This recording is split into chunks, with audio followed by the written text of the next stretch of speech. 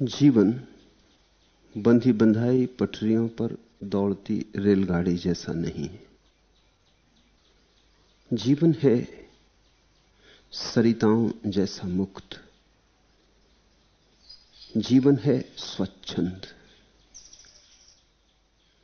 जीवन की दिशा बाहर से नहीं आती, जीवन की दिशा अंतरतम से आती। भीतर के आलोक से चलता है जीवन, बाहर की खींचतान से नहीं। और जिसने भी बाहर की खींचतान से चलाने की कोशिश की, वो जीवन से वंचित हो जाता है।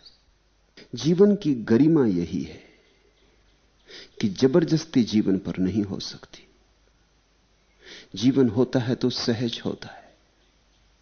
सहज स्फुरना ही जीवन का सौंदर्य है।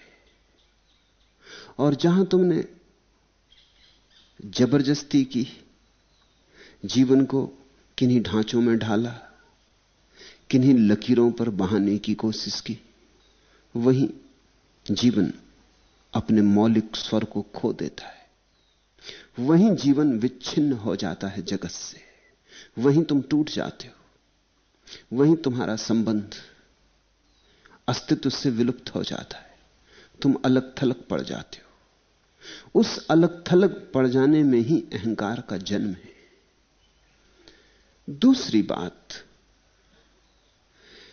जीवन को समझने के लिए लकीर के फकीर होना आवश्यक नहीं है। आवश्यक ही नहीं, खतरनाक है, घातक है। जीवन इतना विराट है कि तुम उसे सिद्धांतों के सकरे दायरे में बांध ना सकोगे। जीवन किसी आंगन में बंधता नहीं।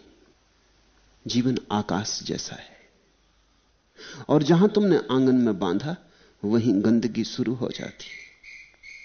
जैसे ही तुमने जीवन को सिद्धांत में ढाला, वहीं तुमने एक सकरी गली में डाल दिया विराट को।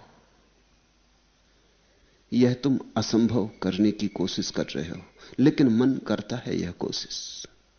क्योंकि मन की एक तकलीफ है, मन विराट के सामने घबराता है। मन असीम के सामने कपता है। असीम में तो मन को लगता है हुई मेरी मृत्यु, तो मन हर चीज को सीमा देना चाहता है। मन हर चीज को अपने अनुकूल, अपने अनुसार चलाना चाहता है। मन हर चीज का नियंत्रक होना चाहता है। मन नियंत्रण में सुरक्षा पाता है, और जहां नियंत्रण नहीं है, वहीं मन डमाडोल होता है, घबराता है। मौत सामने खड़ी मालूम होती। मन मौत से बहुत डरता है, कहीं मिट ना जाऊं। ऐसे ही जैसे बूंद सागर में जाने से डरे, गई तो मिटेगी। यद्यपि यह एक ही पहलू है मिटना, दूसरा पहलू यह है कि सागर हो जाएगी। मगर दूसरे पहलू की तो बूंद को खबर कहां हो, कैसे हो। मिटे ना तब तक तो पता कैसे हो। मिटने के पहले तो यही लगता है कि मिट जाऊंगी। तो बूंद अगर हर चेष्टा करती हो अपने को सागर से बचा लेने की, तो कुछ आश्चर्य नहीं है। ऐसी ही मन की बूंद अपने को बचाने की चेष्टा करती। स्वभावतः मन बड़े तर्क, बड़े सिद्धांत, बड़े शास्त्रों का आयोजन करता है, जिनकी आड़ में बच जाए। आज के बुद्ध के सूत्र मन के ऐसे ही आयोजनों के संबंध में। इनसे तुम्हारे जीवन में बड़ी रोशनी आ सकती। पहला दृश्य, एक भिक्षु थे, हत्थक। वे स्वयं को सत्य का अथक खोजी मानते थे। स्वभावतः जो अपने को सत्य का अथक खोजी माने, वो शास्त्रों में उलझ जाता है। जैसे कि शास्त्रों में सत्य हो। निकले सत्य की खोज को खो जाते हैं शास्त्रों के अरण्य में। चाहते थे तो गहरे में कि जान लें जीवन क्या है। चाहते तो थे कि जान लें ये विराट अस्तित्व क्या है। लेकिन आंखें अटक जाती शास्त्रों में, तो हद तक बड़े शास्त्री बन गए। सत्य की खोज मन ने झुटला दी। मन ने कहा सत्य चाहिए, शास्त्र में झांको। सत्य चाहिए तो सारे सिद्धांतों में झांको। सत्य के खोजी अक्सर पंडित बन जाते हैं। वो मन ने धोखा दे दिया। सत्य की खोज का शास्त्र से क्या लेना देना? शास्त्र से बड़ी तो सत्य के मार्ग में कोई और बाधा नहीं। हां, तुम सत्य को जान लो तो शायद तुम शास्त्र में भी सत्य को पा सको, लेकिन इससे उल्टा नहीं हो सकता कि तुम सत्य को बिना जाने और शास्त्र में पा सको। यह असंभव है।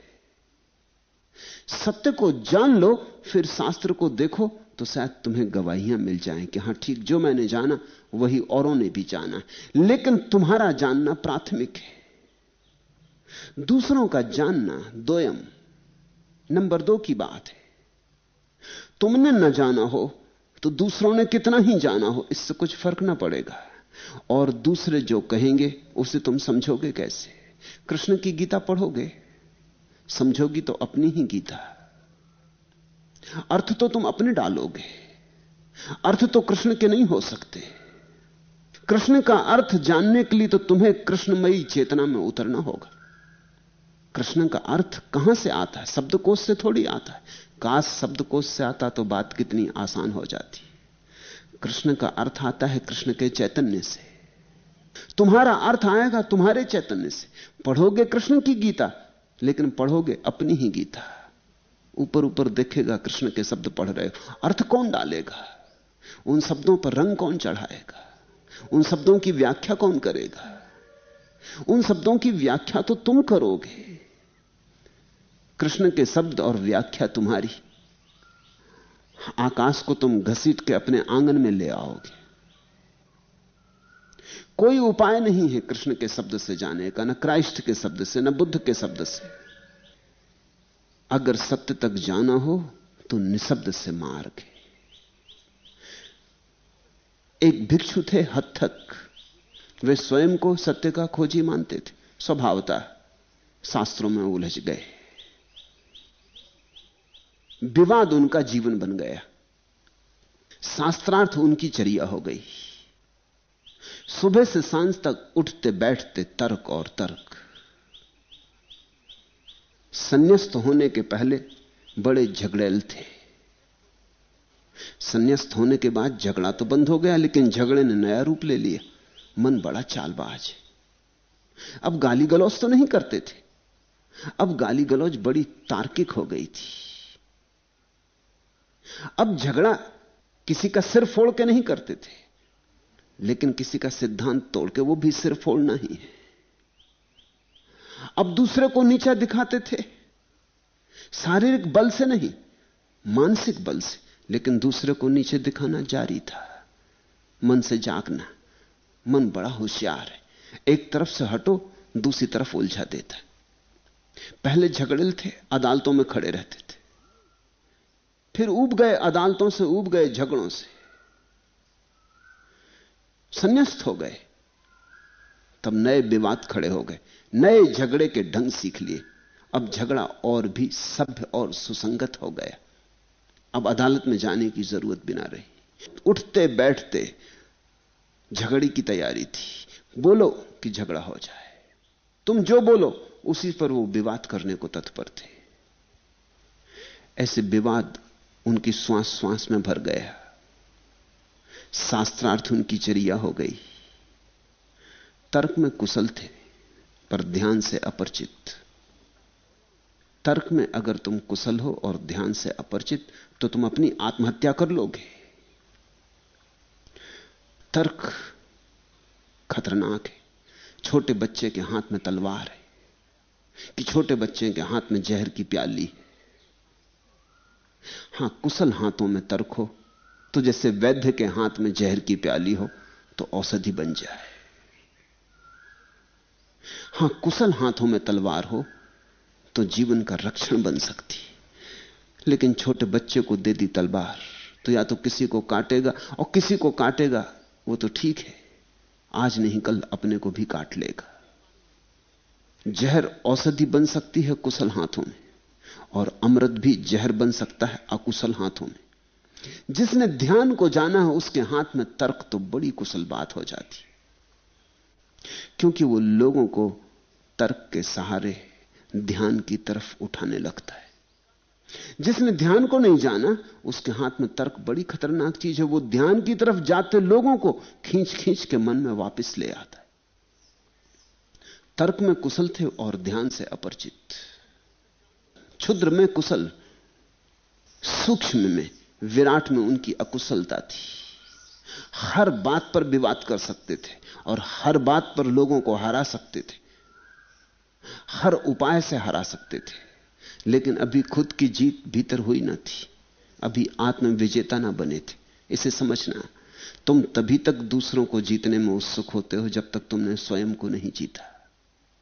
असल में स्वयं को न जीतने की बात इतनी पीड़ा देती है, स्वयं को न जीतने की बात इतना घाव बन जाती कि इस घाव को किसी तरह दूसरों पर जीत बना के तुम भुला लेना चाहते हो। पर विजय पर वही जाता है जो भीतर पराजित है, जो जानता है अपने पर तो विजय हो नहीं सकी, किसी तरह दूसरों के सिरों पर झंडे गाड़ दूं। दूसरों को हराना आसान है, अपने को हराना कठिन है। क्योंकि तुम जो भीतर हो छोटे नहीं हो, तुम जो बड़े हो बहुत बड़े हो, बड़े आयाम हैं तुम्हारे। तुम्हें अपने पूरे होने का पता ही नहीं है। तुम्हारी बड़ी गहराइयां हैं, गहराइयों पर गहराइयां हैं, ऊंचाइयों पर ऊंचाइयां हैं। तुम चढ़ोगे तो गौरी शंकर छोटा पड़ जाएगा तुमसे, तुम गहरे उतरोगे तो प्रशांत सागर उथला हो जाएगा तुमसे। तुमने अपने को जाना नहीं, तुम तो द्वार दरवाजे पर खड़े हो, तुम अपने महल में प्रविष्ट ही नहीं हुए। जितनी बड़ी दुनिया बाहर है, उतनी बड़ी दुनिया प्रत्येक व्यक्ति अपने भीतर लिए चल रहा है। और बाहर जो दुनिया है, इससे ज्यादा गहरी और ज्यादा मूल्यवान दुनिया भीतर लेके चल रहा है। बाहर के साम्राज्य को पाने के लिए वही उत्सुक होता है जो भीतर दरिद्र है, जिसको भीतर के साम्राज्य का कोई पता नहीं, जो अपना सम्राट नहीं, वो दूसरों का सम्राट बनने को उत्सुक होता है। इसलिए मैं बार बार कहता हूं कि राजनीति और धर्म का मेल नहीं होता, ये विपरीत आयाम है। राजनीति का अर्थ है दूसरे पर ताकत, धर्म का अर्थ है अपने पर ताकत। राजनीतिक अधार्मिक होगा ही, राजनीतिक और धार्मिक हो यह असंभव है, और धार्मिक राजनीतिक हो यह भी असंभव है। अगर तुम धार्मिक को राजनीतिक पाओ तो समझ लेना कि धार्मिक नहीं है, और अगर तुम राजनीतिक को धर्म की बातें करते पाओ तो समझ लेना कि यह भी राजनीति का एक उपाय है। ये दोनों एक साथ हो नहीं सकते, यह असंभव है। जैसे कि तुम ऊपर नीचे एक साथ नहीं जा सकते, जैसे कि तुम बाएं दाएं एक साथ नहीं जा सकते, जैसे कि उत्तर दक्षिण एक साथ नहीं जा सकते, ऐसे ही कोई व्यक्ति राजनीति और धर्म में एक साथ नहीं जा सकता। राजनीति का अर्थ है दूसरे पर कब्जा करने की चेष्टा, राजनीति हिंसा है, और धर्म का अर्थ है अपने पर विजय की यात्रा। धर्म अहिंसा है। फिर तुम कैसे दूसरों पर विजय पाने की कोशिश करते हो, यह बात गौण है। कोई तलवार से करता है, कोई धन से करता है, कोई पद प्रतिष्ठा से करता है, कोई तर्क से करता है, कोई ज्ञान से करता है, कोई त्याग से भी करता है। ख्याल रखना, त्याग से भी वही हो जाता है। तुमने गांव में सबसे ज्यादा त्याग कर दिया तो तुमने सारे गांव पर विजय पा ली, तुमने सारे गांव को हरा दिया। कौन तुम जैसा दानी? तुमने एक बड़ा उपवास कर लिया, 21 दिन का उपवास कर लिया, सारे गांव को मात दे दी। कौन तुमसे बड़ा उपवासी? कि तुम नग्न खड़े हो गए, कि धूप बरसात सर्दी गर्मी में तुम नग्न खड़े रहने लगे, तुमने सारे गांव को मात दे दी। कि कौन मुझ जैसा त्यागी? मगर ध्यान रखना, अगर तुम्हारी नजर दूसरों पर लगी, अगर इसमें कहीं भी प्रतियोगिता है, किसी भी तल पर प्रतियोगिता का स्वर है, तो यह राजनीति है। धर्म अप्रतियोगी है, नॉन कॉम्पिटिटिव है। धर्म का कोई संबंध दूसरे से नहीं। और तब ऐसा भी हो सकता है कि जिन लोगों को तुम साधारणतः धार्मिक नहीं कहते, उनमें भी धार्मिक लोग हों। अप्रतियोगी आदमी धार्मिक है। समझो कि एक आदमी गीत गा रहा है, और गीत गाते क्षण में उसके मन में कोई प्रतिस्पर्धा नहीं। वो किसी को हराने के लिए गीत नहीं गा रहा है, किसी को पराजित करने के लिए गीत नहीं गा रहा है। उसके भीतर गीत उठा है, वो गीत गा रहा है। तो ये व्यक्ति धार्मिक है, इस गीत गाते क्षण में धार्मिक है। एक व्यक्ति बैठा बांसुरी बजा रहा है, किसी से कुछ लेना देना नहीं है, कहीं भी मन के किसी भी तल पर इस बांसुरी के बजाने का किसी और से कोई तुलना नहीं चल रही है कि मैं दूसरे से अच्छा बजाऊं। तो यह कृत्य धार्मिक है।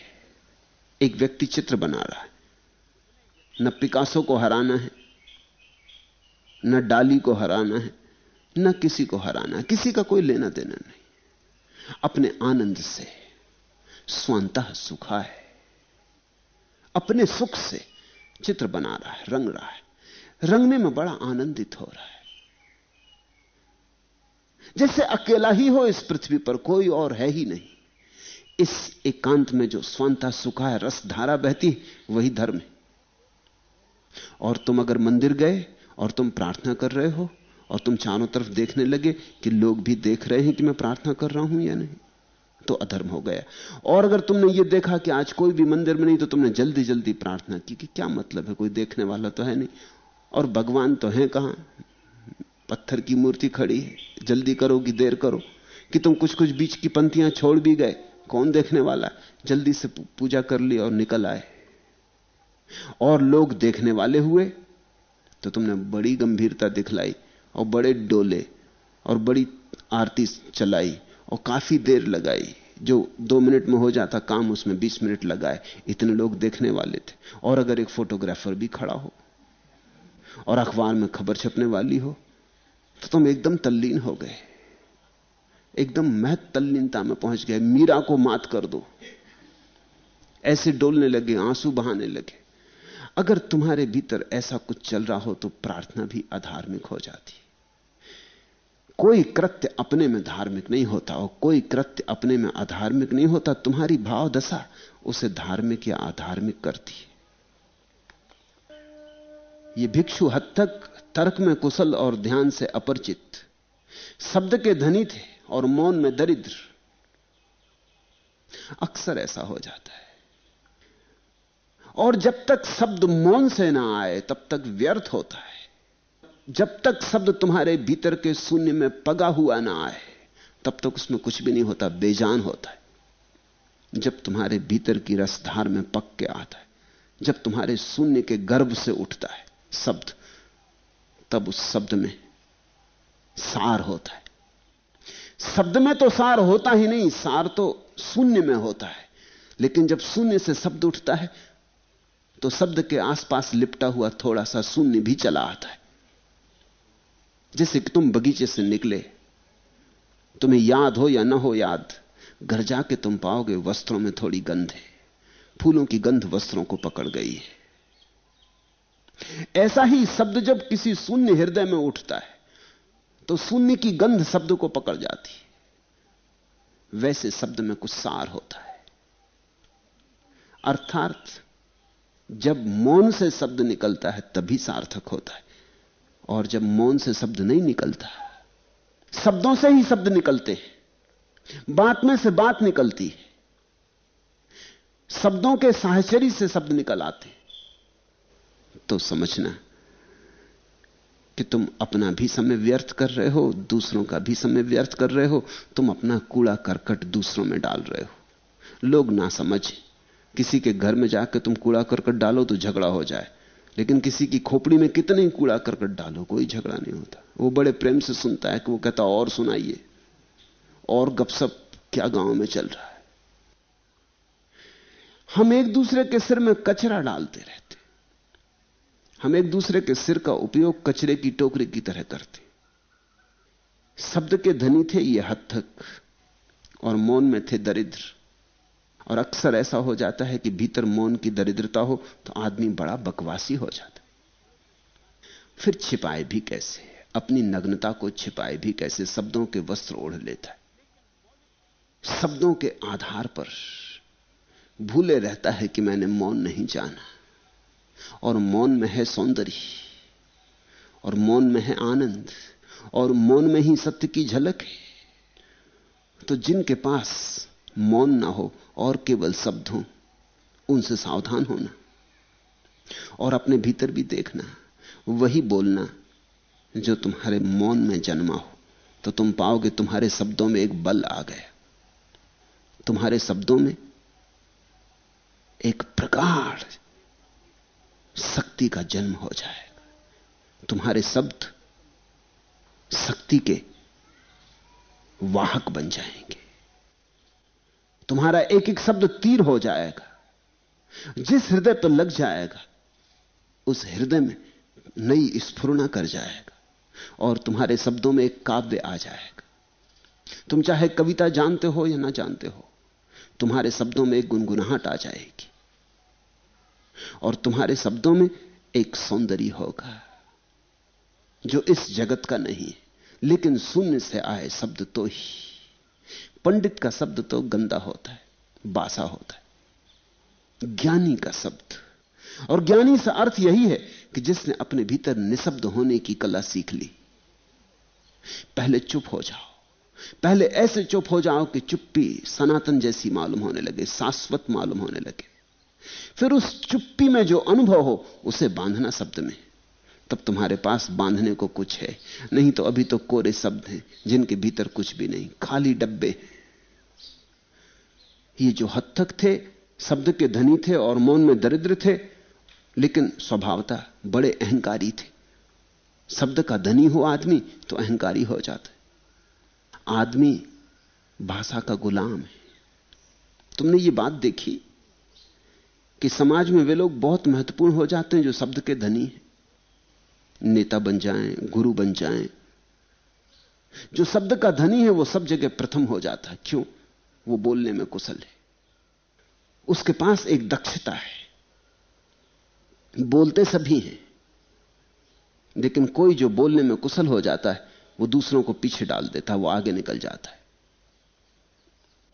अगर तुम बोलने में कुशल नहीं होते, एक बात पक्की है कि तुम जिंदगी में कहीं भी किसी प्रतिस्पर्धा में आगे खड़े ना हो सकोगे। मनुष्य का सारा समाज भाषा से बना है, और भाषा में जो जितना कुशल होता है वो उतना आगे हो जाए तो आश्चर्य नहीं। इसलिए जो लोग बोलने में कुशल होते, स्वभावतः भीतर एक अहंकार का जन्म हो जाता है कि मैं कुछ हूं। अगर शून्य से शब्द आए तो यह अहंकार पैदा नहीं होता, तब तो एक उल्टी बात घटती है। समझ लेना ऐसे ठीक से। अगर शून्य से शब्द आए तो ऐसा लगता है हर बार बोल के कि जो कहना था वो कह नहीं पाया। अहंकार की तो बात दूर, एक बड़ी विनम्रता पैदा होती कि जो कहना था कह नहीं पाया, क्योंकि जो जाना जाता है भीतर वो इतना बड़ा है कि शब्दों में अटता नहीं, समाता नहीं। शब्द छोटे छोटे पड़ जाते हैं। मुझसे लोग पूछते हैं कि आप रोज कैसे बोलते? रोज इसलिए बोल पाता हूं कि कल बोला, देखा कि नहीं कह पाया, फिर आज बोलता हूं कि चलो एक और कोशिश करें, शायद अब हो जाए, फिर कल बोलूंगा, क्योंकि मुझे पक्का पता है कि यह होने वाला नहीं। यह कुछ बात ऐसी है कि कही जाती है लेकिन कही नहीं जा सकती। लाओ त्सु ने कहा है, जो कहा जा सके वो सत्य नहीं। फिर भी बुद्ध ने, लाओ त्सु ने, कृष्ण ने, महावीर ने, क्राइस्ट ने कहा तो है, कहने की चेष्टा की है। लेकिन ये सारे लोग विनम्र हैं इस संबंध में, क्योंकि ये जानते हैं कि जो इन्हें अनुभव में हुआ है वो अटता नहीं। शब्द में आते आते ओछा हो जाता है, छोटा हो जाता है, विकृत हो जाता है। तुमने प्रेम जाना, कोई तुमसे कह दो क्या, तो तुम मुश्किल में पड़ जाओगे। तुम गए सुबह, तुमने सूरज को उगते देखा, पक्षियों को गीत गाते देखा, सुबह की ताजी हवा में तुम भी गुनगुनाए, तुम भी मगन हुए, मस्त हुए। फिर तुम घर आए और किसी ने पूछा कि कहो कैसा था सूर्योदय, क्या कहोगे? और जो भी तुम कहोगे, क्या तुम सोचते हो कि तुम कह पाओगे जो तुमने जाना था उस सुबह की घड़ी में, उस प्यारी घड़ी में जो हुआ था, वो जो मधुर रस बहा था, वो जो किरणें तुम्हारे चारों तरफ नाच गई थी, वो जो परमात्मा किसी बड़े अपूर्व रूप से तुम्हारे चारों तरफ खड़ा हो गया था, कह पाओगे उसे?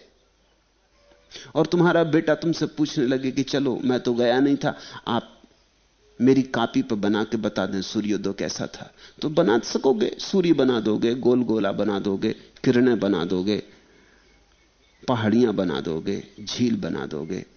मगर क्या तुम सोचते हो इस कागज पर बनी तस्वीर का कुछ भी संबंध है उससे जो तुमने देखा था? कुछ भी संबंध नहीं। यह मुर्दा तस्वीर है, वो जीवंत था, वो विराट था, ये छोटे से पन्ने पे समा गया और ये उसका बहुत क्षुद्र अंश है। वो इससे करोड़ करोड़ गुना था। उसके विस्तार को कैसे कागज पर लाओगे? छोड़ो कागज का, अब तुम्हारे पास बेहतर साधन है। तुम एक कैमरा लेके जा सकते हो, तस्वीर उतार लेते हो। लेकिन तस्वीर भी कहां तस्वीर हो पाती, तस्वीर में भी कहां बात बनती है। तो जिसके पास भीतर का अनुभव है उसको अहंकार तो पैदा होती नहीं। उसको तो हर बार हार हाथ लगती, हर बार गीत गाता है और हर बार पाता है कि जो गाना था पीछे छूट गया। शब्द के तीर तो चले गए, जो शब्दों के तीर को रखना था, चढ़ाना था, वो पीछे पड़ा रह गया। हर बार चेष्टा करता है, संदेश भेजता है, संदेश चला जाता है, लेकिन मूल छूट जाता। हर बार ऐसा होता।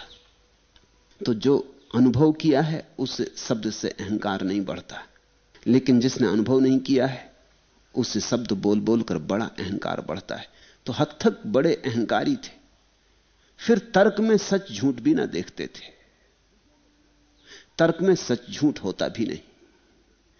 जब विजय ही लक्ष्य हो तो क्या सच क्या झूठ। विजय जब लक्ष्य हो और झूठ से विजय मिलती हो तो झूठ ही सच मालूम होता। ख्याल रखना, कहते तो वो थे कि मैं सत्य का खोजी हूं, लेकिन मूलतः विजय के खोजी थे। तुम भी जब किसी से विवाद करते हो तो सत्य की खोज में करते हो कि सिर्फ एक आकांक्षा जीत लेने की? दुनिया में दो तरह के लोग हैं, एक वे जो सत्य को अपने पीछे चलाना चाहते और एक वे जो सत्य के पीछे चलना चाहते। जो सत्य के पीछे चलना चाहता है उसकी विजय की कोई आकांक्षा नहीं होती, वो तो सत्य से हारने को तत्पर है। जो सत्य को अपने पीछे चलाना चाहता है उसकी विजय की आकांक्षा होती। वो सत्य को भी अपने अनुकूल चाहता है, वो सत्य को भी काट पीट देता है, वो सत्य को भी ऐसा रंग ढंग देता है कि जिससे विजय हो सके। विवादी सत्य का खोजी नहीं होता, लेकिन हद तक को यही भ्रांति थी कि वो सत्य का खोजी है। विवादी विजय का खोजी होता है, इसे ख्याल रखना। और तुम अपने भीतर खूब गौर कर लेना कि तुम विजय की खोज में लगे हो कि सत्य की खोज में, क्योंकि दोनों यात्रा पथ बिल्कुल अलग हैं। विजय की जो यात्रा है वो राजनीति है और सत्य की जो यात्रा है वो धर्म है। और विजय की यात्रा में दूसरे की छाती पे चढ़ने की आयोजना है और सत्य की यात्रा में सत्य के चरणों में सिर झुका देने की, सत्य के सामने समर्पित हो जाने की। जब तुम विवाद करते हो तो क्या तुम ये कहते हो कि ये विवाद मैं सत्य की खोज के लिए कर रहा हूं? कहते सभी विवादी यही है, लेकिन असली खोज ये होती कि मैं सही, तुम गलत। और कभी कभी तुमने ये भी पाया होगा कि कल तुम किसी से विवाद किए थे और तुमने जो बात कही थी कि सही है, आज किसी और से विवाद करते तुम उसी बात को गलत भी कह दिए, क्योंकि आज इसी से जीतने में सुगमता होती थी। तर्क में सच झूठ नहीं होता, तर्क तो वकील है। वकील के पास सच झूठ नहीं होता। वकील तो कहता है तुम जैसे भी हो जिताऊंगा, तुम जैसे हो उसी के पक्ष में सत्य को लाके खड़ा करूंगा। सत्य को बदल देंगे, तुम्हें बदलने की जरूरत नहीं। कानून से कांटछांट करेंगे, सत्य को ऐसा ढंग देंगे कि वो भी तुम्हारा गवाह बन जाए। इसलिए वकील एक तरह का झूठ का व्यवसाय करता है। वकालत एक तरह की वेश्यागिरी है। वेश्या अपने शरीर को दूसरे के उपयोग के लिए दे देती है, वकील अपने मन को दूसरे के उपयोग के लिए दे देता है। यह वेश्या से भी पतित कृत्य है। वकील का कोई सत्य नहीं होता। यूनान में सोफिस्ट हुए, सुकरात उनके खिलाफ लड़ा। सोफिस्ट ऐसे लोग थे कि वो कहते थे सच और झूठ होते ही नहीं। वो कहते थे जिसको तर्क की कला आती वो जिस चीज को चाहे सच कर ले, जिस चीज को चाहे झूठ कर ले। सोफिस्ट कहते थे सत्य और झूठ जैसी कोई चीज नहीं होती। तर्क की कुशलता सत्य बन जाती और तर्क की अकुशलता झूठ बन जाती। और वो लोगों को यही सिखाते थे। और उन्होंने बड़ी बड़ी पाठशालाएं खोल रखी थी जिनमें लोगों को शिक्षण दिया जाता था सच को झूठ करने का, झूठ को सच करने का। और वो बड़े कुशल तार्किक थे। ऐसे कुशल तार्किक सारी दुनिया में हुए। उनकी कोई निष्ठा नहीं होती, उनका कोई समर्पण नहीं होता, उनकी कोई आस्था नहीं होती। वो तो केवल तर्क का खेल खेलना जानते। तर्क उनका व्यवसाय होता है। जैसे तुमने व्यवसायिक खिलाड़ी देखे ना, कोई फुटबॉल का व्यवसायी खिलाड़ी है कि क्रिकेट का व्यवसायी खिलाड़ी, उसे कोई मतलब नहीं, जो पैसा दे दे वो उसके साथ हो जाता है। ऐसे सोफिस्ट थे, जो पैसा दे दे उसके साथ हो जाता है। वकील एक तरह का सोफिस्ट है। ये जो आदमी था हद तक एक तरह का सोफिस्ट रहा होगा।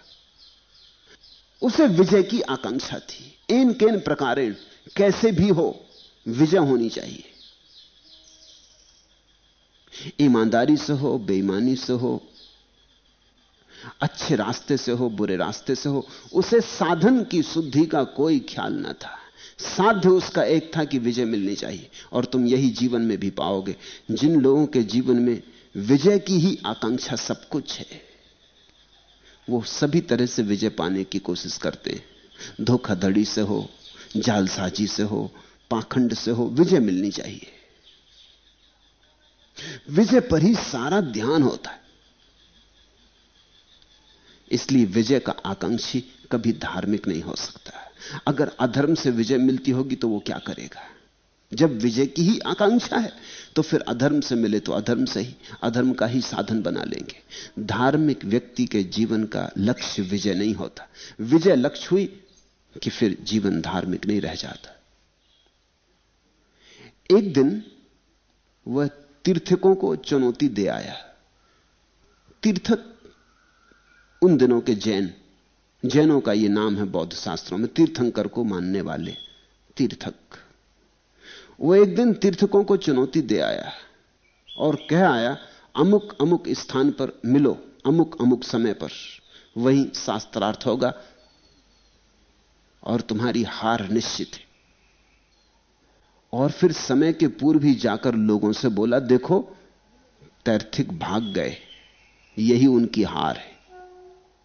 समय दिया, स्थान बताया और समय के पहले वहां पहुंच के लोगों से कह दिया कि देखो भाग खड़े हुए वो लोग, ये उनकी हार है। भगवान को यह ज्ञात हुआ तो उन्होंने हत्तक को बुलाकर कहा, क्या भिक्षु तू सचमुच ऐसा करता है? ये तो हद हो गई, ये तो झूठ की हद हो गई। ये कोई जीतना जीतना हुआ?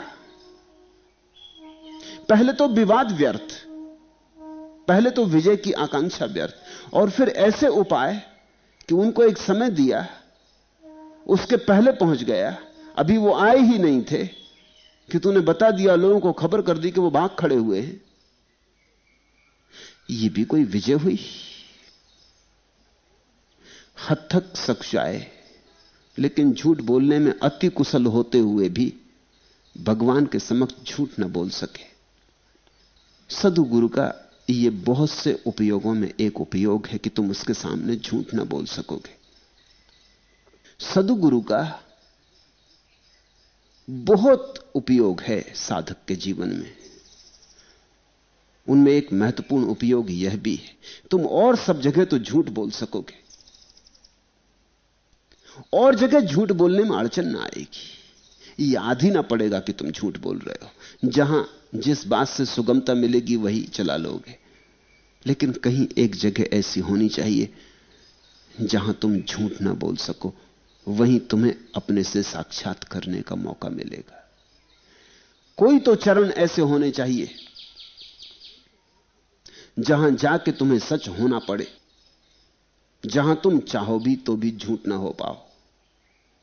कोई तो आंखें ऐसी होनी चाहिए जिनमें तुम झांको और अपनी सच्चाई को झलकता हुआ पाओ। सद्गुरु दर्पण है, उसके सामने जब शिष्य खड़ा होता है तो झूठ नहीं बोल पाता।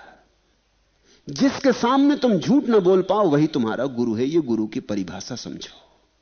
अगर तुम उसके सामने झूठ बोल पाओ तो वो तुम्हारा गुरु नहीं है। इसे ख्याल में लेना, यह तुम्हारे काम की बात है। अगर तुम जिसके सामने झूठ बोलने में सफल हो अभी, तो समझना कि तुमने उसे गुरु भाव से स्वीकार नहीं किया, तुमने उसे गुरु नहीं माना। गुरु का अर्थ ही यह होता है जिससे अब तुम कुछ भी ना छिपाओगे, जैसा है वैसा प्रकट कर दोगे। जिसके सामने तुम नग्न होने में समर्थ होगे, तुम सारे वस्त्र छोड़ निर्वस्त्र हो सकोगे। तुम कह सकोगे कि मैं ऐसा हूं, बुरा भला जैसा हूं। यह एक जगह तो ऐसी है जहां मैं छिपावट ना करूंगा, जहां मैं मुखौटे ना लगाऊंगा, जहां मैं और चेहरे ना बनाऊंगा, जहां मैं जैसा हूं वैसा ही। हद तक सच्चाई, लेकिन झूठ बोलने में अति कुशल होते हुए भी भगवान के समक्ष झूठ ना बोल सके, बोले हां बनते। भगवान ने कहा विजय मूल्यवान नहीं है हद तक। फिर सत्य को छोड़कर जो विजय मिले वह तो हार से भी बदतर है। सत्य ही एकमात्र मूल्य है, और जहां सत्य है वहीं असली विजय है। सत्य के साथ हार जाना भी विजय और सौभाग्य है, और झूठ के साथ जीत जाना भी दुर्भाग्य है। भिक्षु, ऐसा करके तू श्रमण नहीं होगा, क्योंकि जिसने सभी महत्वाकांक्षाओं को समित कर दिया है उसे ही मैं श्रमण कहता हूं। यह श्रमण की अनूठी परिभाषा की उन्होंने, कि जिसने समस्त महत्वाकांक्षाओं को समित कर दिया है उसे ही मैं श्रमण कहता हूं।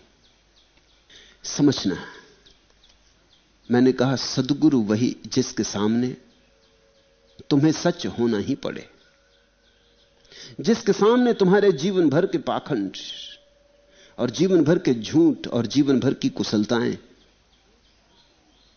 कम से कम एक पल के लिए सही तुमसे गिर जाएं, एक पल के लिए सही बिजली की तरह जो तुम्हारे जीवन में कौंध जाए और जो तुम्हें दिखा दे तुम कहां हो, कैसे हो। यह एक बात शिष्य के परीक्षा के लिए, उसके अंतर परीक्षा के लिए, कि वो जिसके सामने इस तरह नग्न हो सके वही सद्गुरु उसका। उसने उसी को गुरु भाव से स्वीकार किया है। किसी के चरणों में सिर रखने से कुछ भी नहीं होता, और इधर इस देश में तो चरणों में सिर रखने की आदत इतनी पड़ गई है कि औपचारिक रूप से लोग रख देते। लेकिन सिर चरणों में रखने का यह मौलिक अर्थ है कि यहां अब मैं जैसा हूं वैसा ही प्रकट करूंगा। अब जरा भी लगाव छिपाव नहीं, अब जरा भी तोड़ मरोड़ नहीं, अब जरा भी तर्क का सहारा ना लूंगा, झूठ का सहारा ना लूंगा। ये तो गुरु तुमने चुना किसी को, इसकी तुम्हें खबर मिलेगी इस भाव से।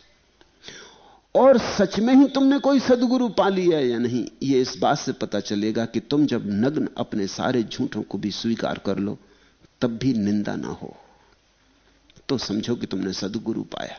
क्योंकि तुमने चुन लिया गुरु, इससे ही थोड़ी सद्गुरु मिल जाता। तुम तो गलत गुरु भी चुन सकते हो, तुम तो किसी पाखंडी को भी गुरु चुन सकते हो, किसी अज्ञानी को भी गुरु चुन सकते हो। तुम्हारे पास कसौटी क्या है?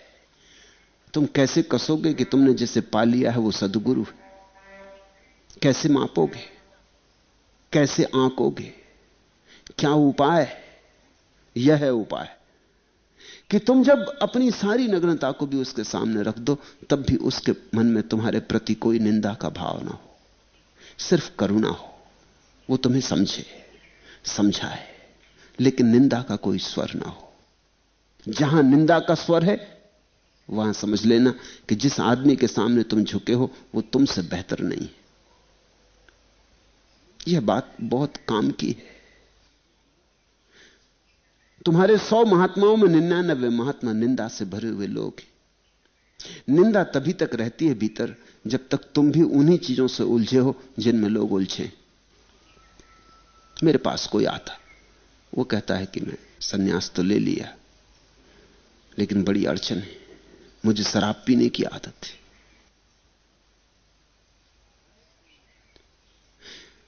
ये आदमी अगर तुम्हारे महात्माओं के पास जाए तो 100 में से 99 एकदम आग बबूला हो उठेंगे कि शराब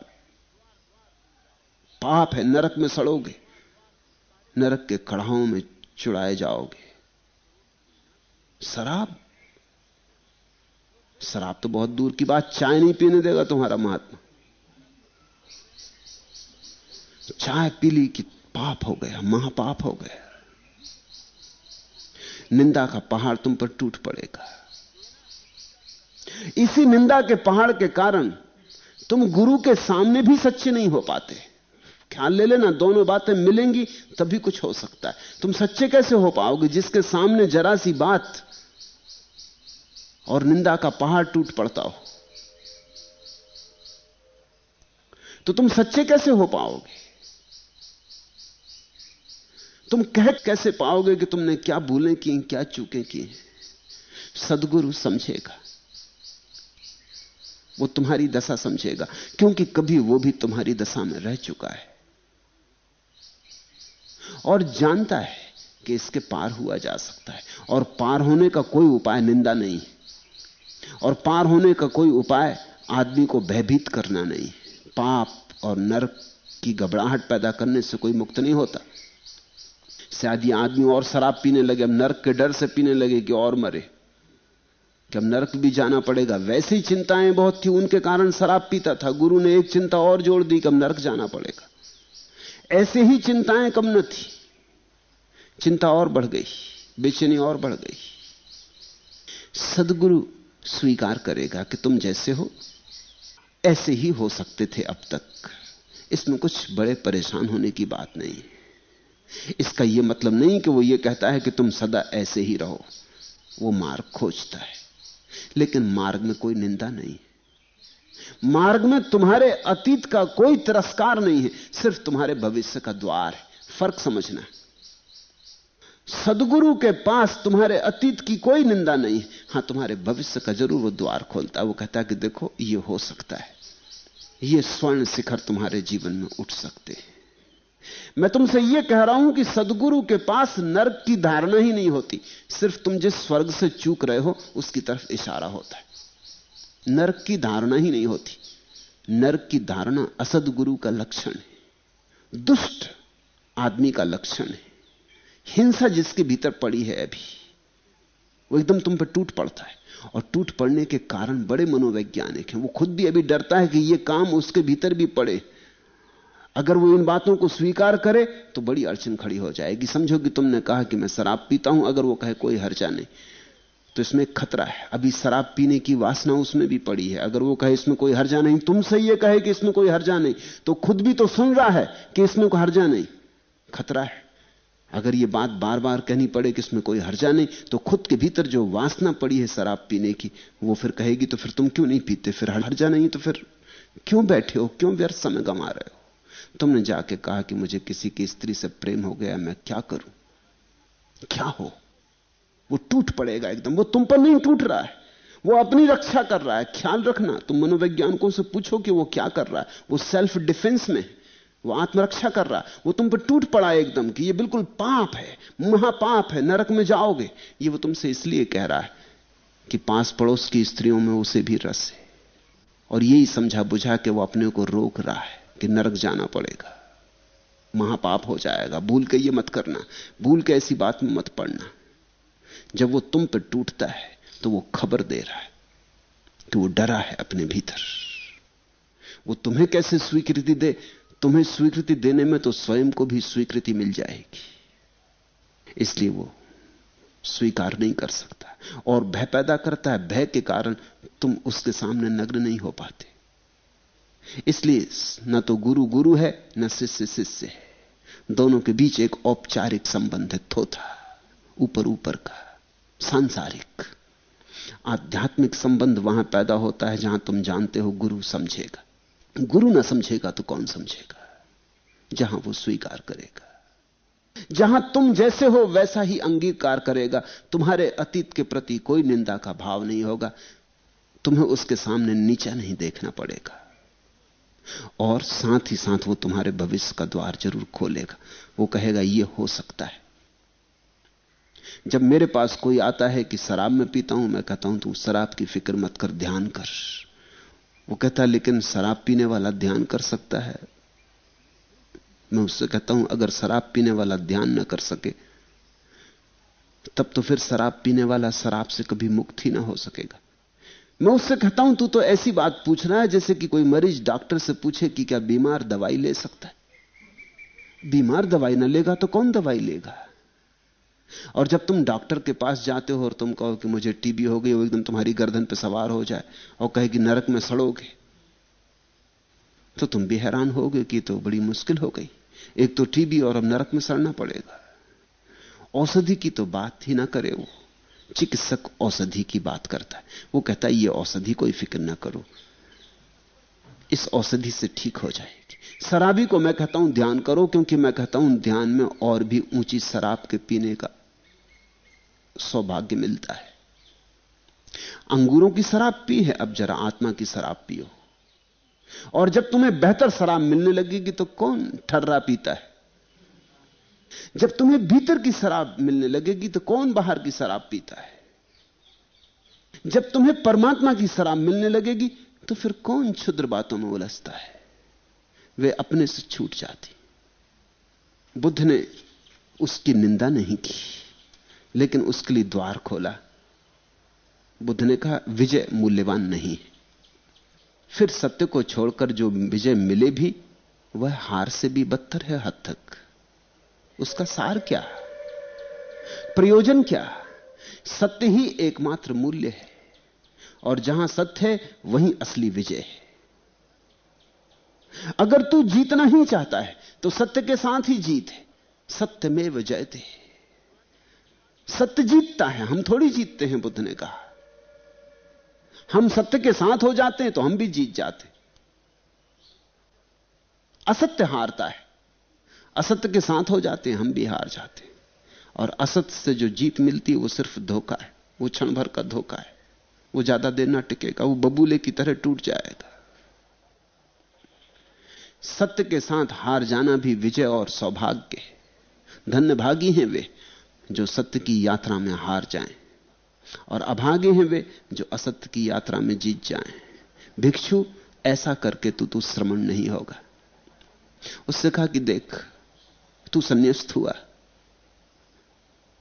तूने श्रमण होने की आकांक्षा की है, तू साधु हुआ, ऐसे तो तू श्रमण न हो सकेगा, क्योंकि जिसने सभी महत्वाकांक्षाओं को समित कर लिया वही श्रमण है।